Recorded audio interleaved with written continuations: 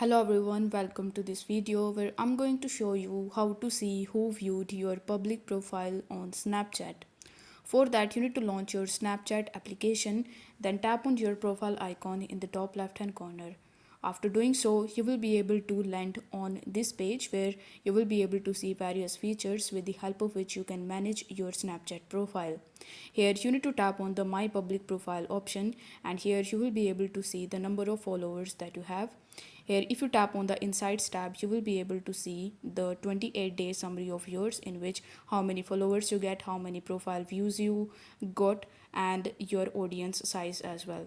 Now, over here, the Snapchat application won't give you any of the options that would help you to see who viewed your public profile.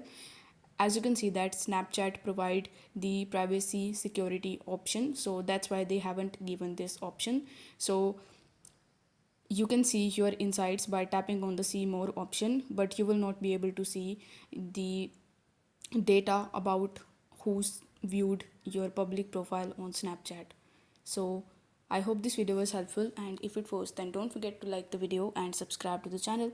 Thank you so much for watching.